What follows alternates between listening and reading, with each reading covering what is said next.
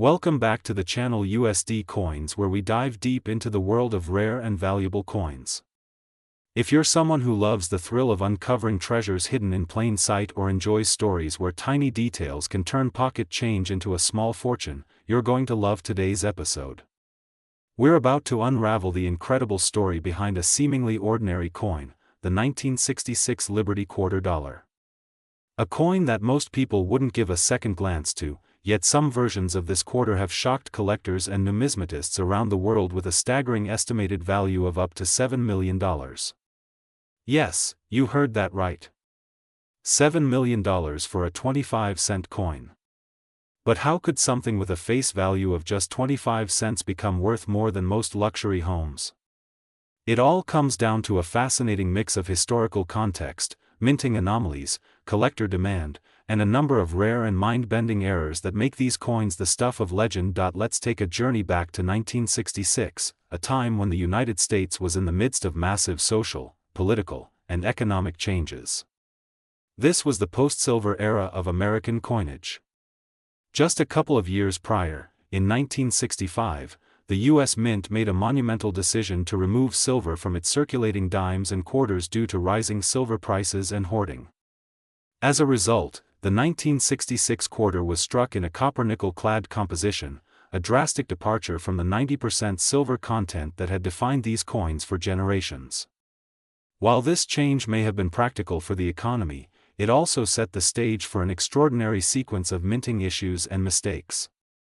And these mistakes, once viewed as flaws, are now viewed as jackpots. So, what exactly makes certain 1,966 quarters worth millions of dollars? First, we need to look at the broader minting practices of the time.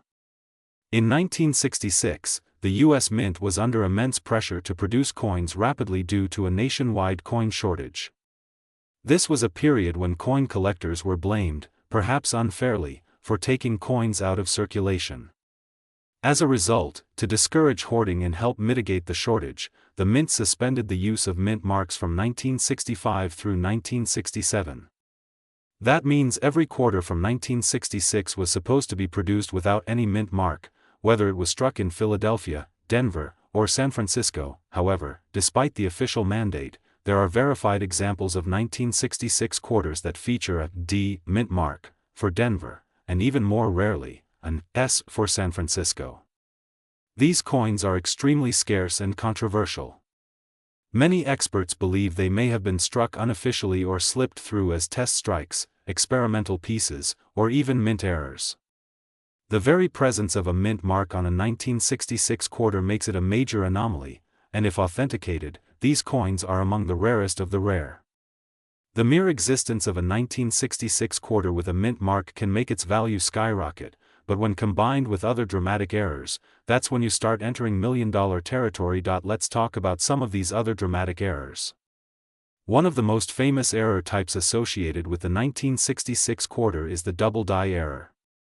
This occurs when the coin die, the stamp that impresses the image onto the blank planchet, is engraved twice with a slight misalignment.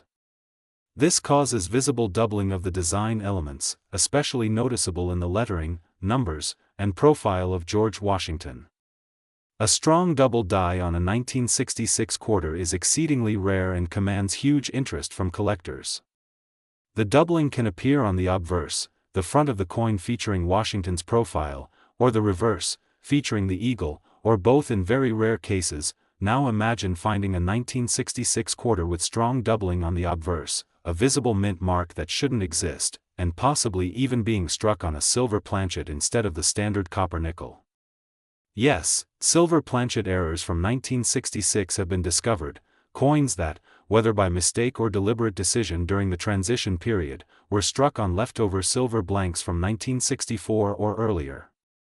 These transitional errors are exceedingly scarce, and when combined with other anomalies like mint marks or doubling, they become numismatic unicorns. Another type of valuable error found on 1966 quarters involves planchet errors, coins that were struck on the wrong type of metal blank. There are authenticated cases of 1966 quarters being struck on dime planchets or foreign coin planchets, resulting in undersized or oddly colored coins.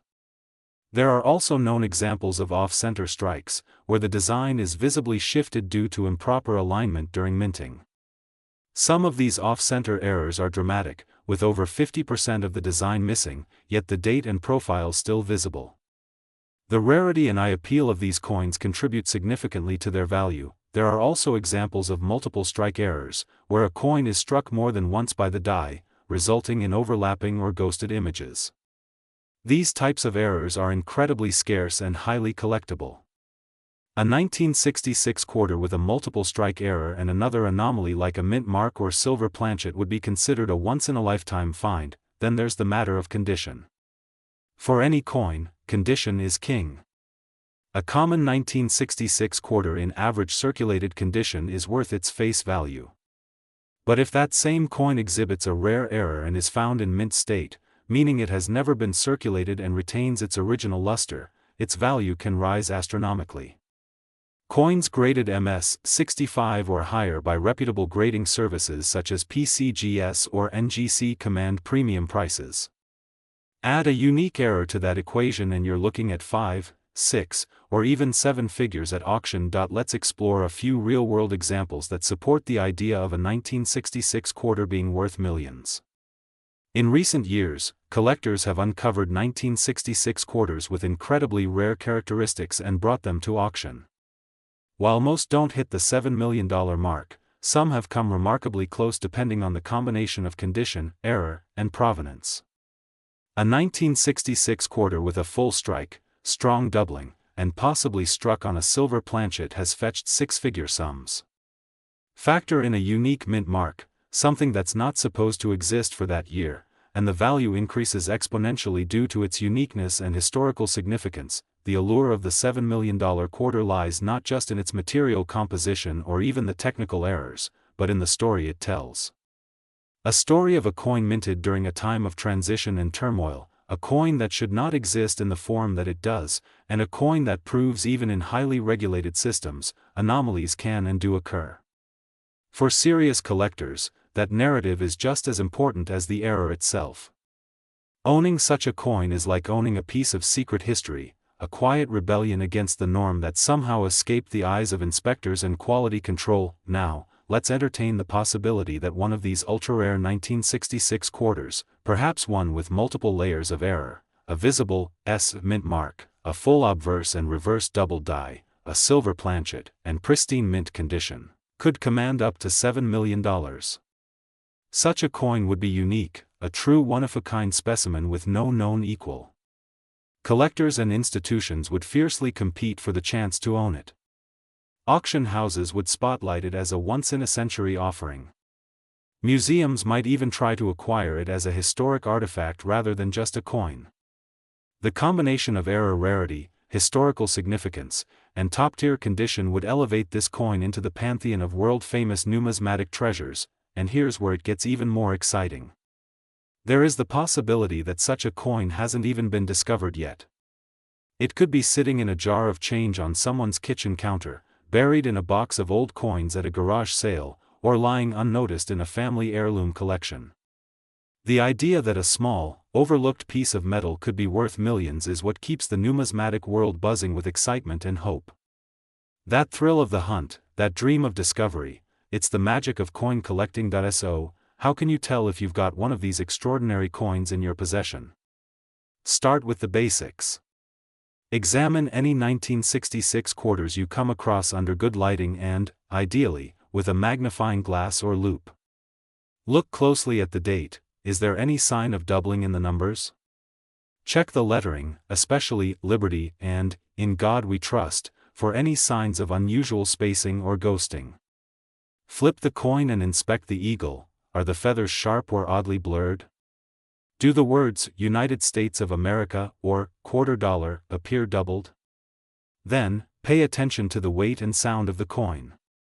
A standard copper-nickel 1966 quarter should weigh about 5.67 grams, but one struck on a silver planchet will weigh slightly more and sound distinctly different when dropped on a hard surface. Lastly, check for the impossible, a mint mark. It might be faint, partially obscured, or misplaced. If you see a D or an S on a 1966 quarter, do not dismiss it. That could be the clue that transforms your coin from change into a multi-million-dollar artifact. If you find anything suspicious or intriguing, your next step should be to have the coin professionally evaluated. Don't attempt to clean or alter it in any way. Certified grading services can authenticate, grade, and encapsulate your coin, providing it with legitimacy and making it eligible for high-end auctions. Today, for a truly fascinating deep dive into one of the most talked about and mystifying coins in modern U.S. numismatics, the 1977 Liberty Quarter Dollar. Now, if you're here because you've heard the rumors swirling around about a certain 1977 quarter being worth as much as $5 million, you're in the right place. Yes, you heard that correctly, $5 million. And no, this isn't just internet folklore or wishful thinking. Today, we're going to take an exhaustive look at the reasons why this seemingly ordinary coin from over 4 decades ago could command such a staggering price tag. We're diving deep into the errors, the anomalies, and the improbable factors that have all converged to create a rare specimen unlike any other. Get ready, because this is more than just a coin story. It's a journey into the heart of minting mystery and collector obsession. The story of the 1977 Liberty Quarter begins, like many great stories, in what appears to be the most mundane of circumstances. The coin was produced during a time when the U.S. Mint was churning out millions of coins to meet the demands of commerce across a growing and economically active nation. The 1977 Washington Quarter, bearing the image of the first U.S. president on its obverse side and the iconic eagle on the reverse, was struck in large quantities. Over 468 million quarters were minted in Philadelphia alone that year, with tens of millions more coming out of the Denver Mint. At first glance, nothing about this mintage year seemed particularly unusual. There were no commemorative editions, no special metallic compositions, and no official changes to the design. But as any seasoned coin collector will tell you, sometimes the most valuable treasures are hidden in plain sight. So how does an ordinary 25-cent coin leap to an astronomical valuation of $5 million? It all starts with errors.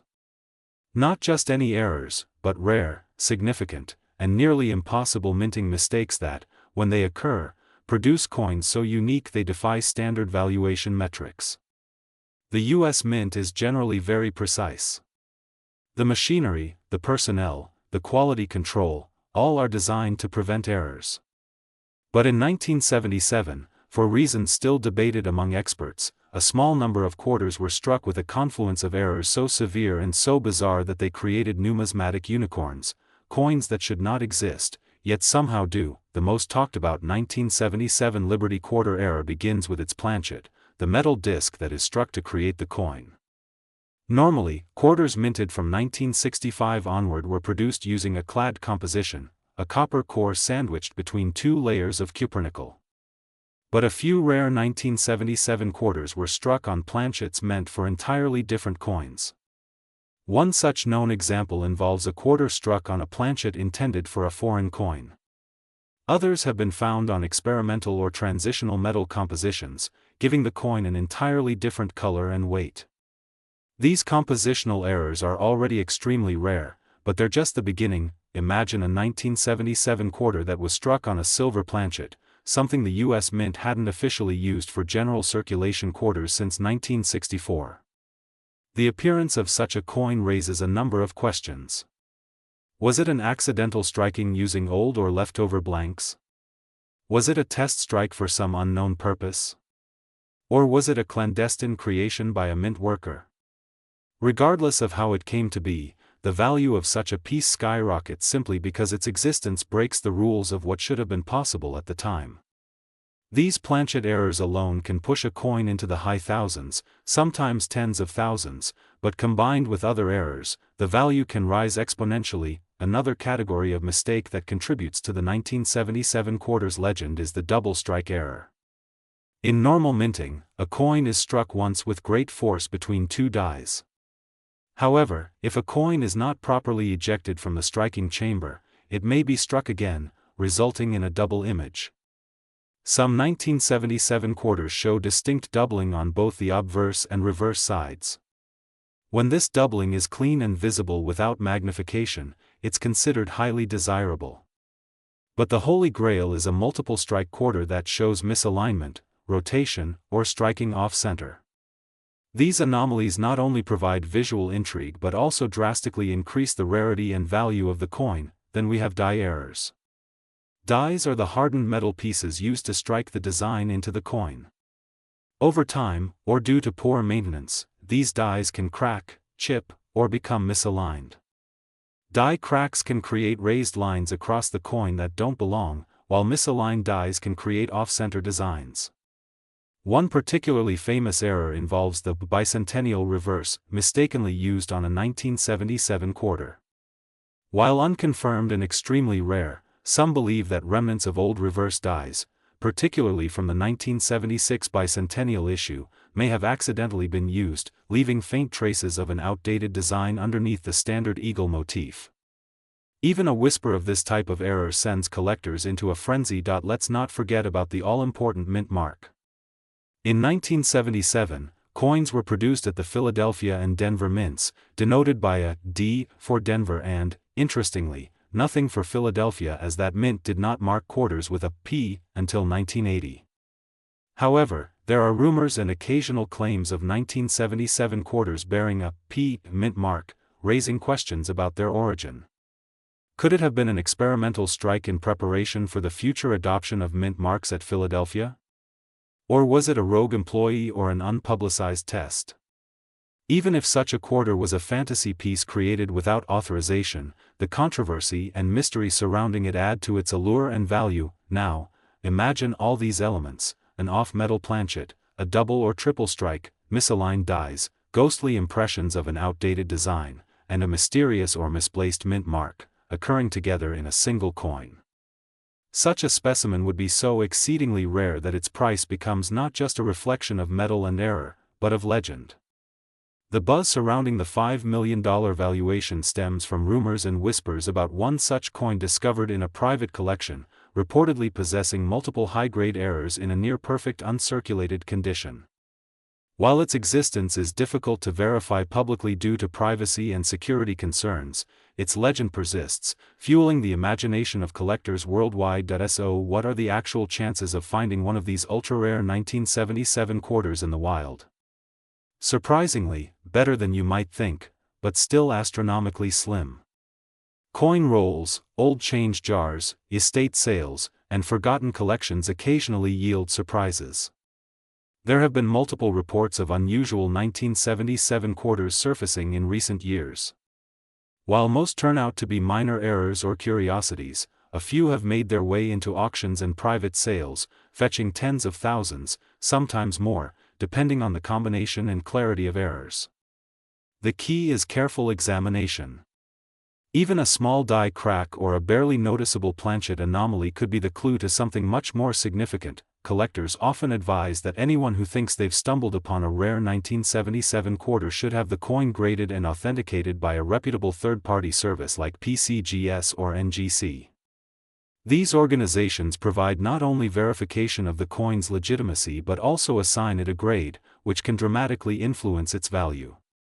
A coin with the right combination of errors and a high mint state grade could easily become a six-figure item.